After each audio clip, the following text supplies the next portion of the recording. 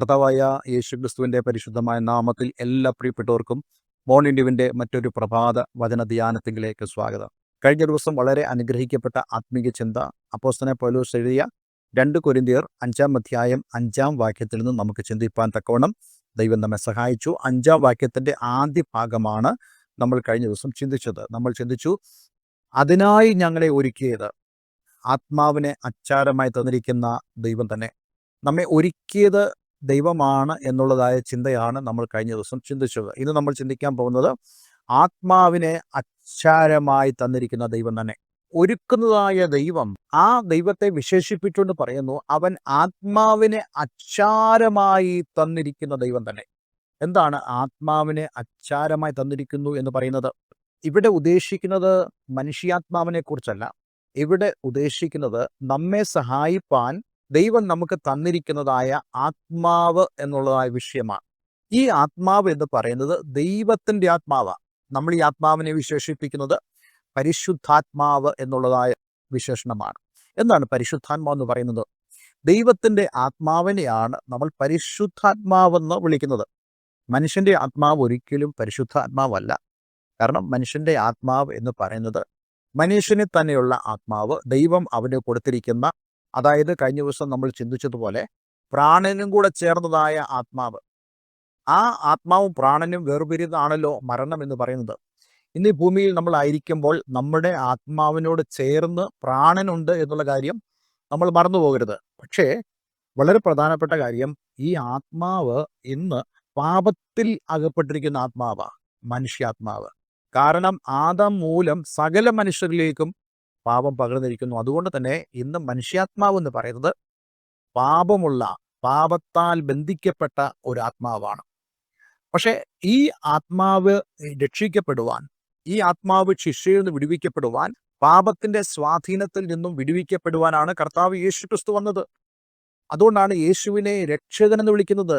തൻ്റെ ജനത്തെ അവരുടെ പാപങ്ങളിൽ നിന്നും അവരെ രക്ഷിപ്പാനിരിക്കുന്നത് കൊണ്ട് അവന് യേശു എന്ന് പേരിടണം. അതുകൊണ്ട് ഇന്നെ കേൾക്കുന്ന പ്രിയമുള്ളവരെ, എല്ലാ മനുഷ്യരും പാപം ചെയ്ത് ദൈവ തേജസ് ഇല്ലാത്തവരായി തീർന്നു എന്ന് വിശുദ്ധ വേദപുസ്തകം പ്രഖ്യാപിക്കുമ്പോൾ നമ്മളെല്ലാവരും തന്നെ ശിക്ഷയ്ക്ക് യോഗ്യരാണ്. പക്ഷേ നമുക്ക് ലഭിച്ച സുവിശേഷം, സന്തോഷ വാർത്ത, നല്ല വാർത്ത എന്ന് പറയുന്നത് കർത്താവായ യേശുക്രിസ്തുവിൽ വിശ്വസിക്കുന്നത് മൂലം നമ്മളുടെ ആത്മാവിന് രക്ഷയുണ്ട്.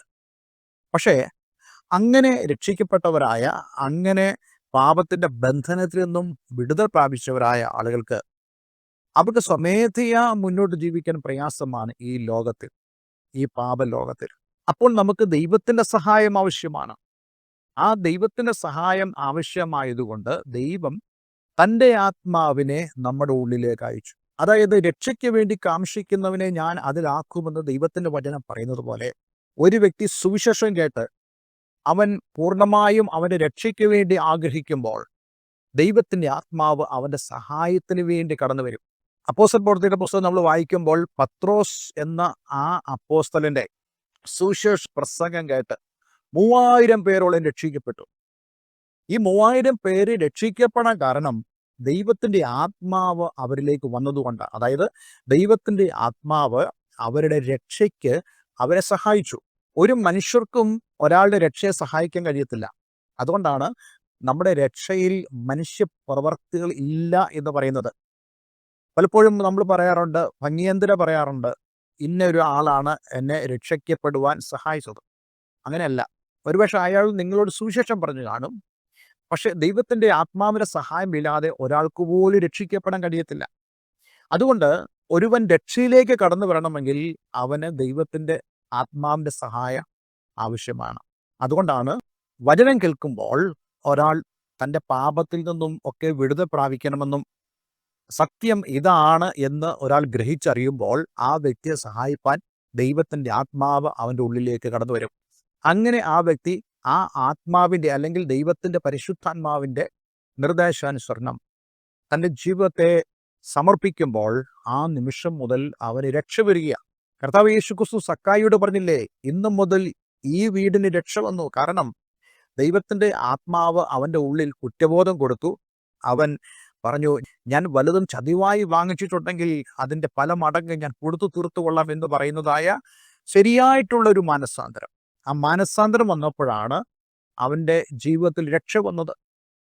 ആ രക്ഷ വന്നപ്പോൾ തന്നെ ഈ ആത്മാവാകുന്ന ദൈവം, കർത്താവായ യേശു ക്രിസ്തു പ്രഖ്യാപിച്ചു, ഇന്നു മുതൽ ഈ വീടിന് രക്ഷ വന്നിരിക്കുന്നു. അതുകൊണ്ട് ആത്മരക്ഷ എന്ന് പറയുന്നത് ദൈവത്തിൻ്റെ ദാനമാണ്. ദൈവത്തിൻ്റെ ആത്മാവാണ് നമ്മളിൽ ആ രക്ഷയ്ക്ക് കാരണമായി തീരുന്നത്. അങ്ങനെ ഒരുവൻ്റെ ഉള്ളിലേക്ക് വരുന്നതായ ഈ ദൈവത്തിൻ്റെ പരിശുദ്ധാത്മാവ് എന്നും അവൻ്റെ ഉള്ളിലുണ്ടായിരിക്കും. എന്നും അവൻ്റെ ഉള്ളിലുണ്ടായിരിക്കും. എന്തിനു വേണ്ടിയാ? ദൈവത്തിൻ്റെ വചനം പറയുന്നു, സത്യത്തിൻ്റെ ആത്മാവ് വരുമ്പോഴോ അവൻ നിങ്ങളെ സകല സത്യങ്ങളിൽ വഴി നടത്തും. He shall teach you in everything. എല്ലാ കാര്യങ്ങളിലും അവൻ നിങ്ങൾക്ക് ഗൈഡൻസ് തരും. അപ്പോൾ ദൈവത്തിൻ്റെ പരിശുദ്ധാത്മാവ് നമുക്ക് തന്നിരിക്കുന്ന ദൈവത്തിൻ്റെ വലിയൊരു ദാനമാണ്. ഇവിടെ അതിനെ വിശേഷിപ്പിച്ചിരിക്കുന്നത് ആത്മാവിനെ അച്ചാരമായി തന്നിരിക്കുന്ന. എന്താണ് അച്ചാരം എന്ന് പറയുന്നത്? നമ്മൾ സാധാരണയായിട്ട് നമ്മുടെ നാട്ടിൽ വാടകയ്ക്ക് താമസിക്കാറുണ്ട്. വാടകയ്ക്ക് താമസിക്കാൻ വേണ്ടി നമ്മൾ ഒരു കെട്ടിടം കണ്ട് അതിൻ്റെ ഉടമസ്ഥനെ കാണുമ്പോൾ അദ്ദേഹം പറയുന്നു, നിങ്ങൾക്ക് ഞാൻ വീട് തരാം, പക്ഷേ എനിക്ക് സെക്യൂരിറ്റി ആയിട്ട് കുറച്ച് പണം തരണം, ഒരു അഡ്വാൻസ് പേയ്മെൻറ്റ് തരണം. ഇതാണ് സെക്യൂരിറ്റി എന്ന് പറയുന്നത്. ഈ അഡ്വാൻസ് പേയ്മെൻറ്റ് നമ്മൾ കൊടുക്കുമ്പോൾ നമുക്ക് ലഭിക്കുന്ന ഒരു ഉറപ്പുണ്ട്, ഈ വീട് നമുക്ക് ലഭിക്കും. അതുപോലെ ഈ അഡ്വാൻസ് പേയ്മെൻറ്റ് വാങ്ങുമ്പോൾ ആ വീട്ടുടമസ്ഥന് ഒരു കാര്യം ബോധ്യമായി തീരും, ഇവർ ഈ വീട്ടിൽ ഉള്ളിടത്തോളം കാലം ഞാൻ അവർക്ക് കൊടുത്തതായ നിബന്ധനകൾ അനുസരിച്ച് അവർ ഉണ്ടാകും എന്നുള്ളതായ ആ വലിയ ഉറപ്പാണ്. ഇവിടെ അച്ചാരം എന്ന് പറയുന്നത് നമുക്ക് ലഭിക്കാൻ പോകുന്ന ആ സ്വർഗീയ മഹിമയെക്കുറിച്ചുള്ളതായ ആ ഉറപ്പ് നമുക്ക് ലഭിക്കുന്നത് ദൈവത്തിൻ്റെ പരിശുദ്ധാത്മാവ് നമ്മളിൽ വസിക്കുന്നതിലൂടെയാണ്.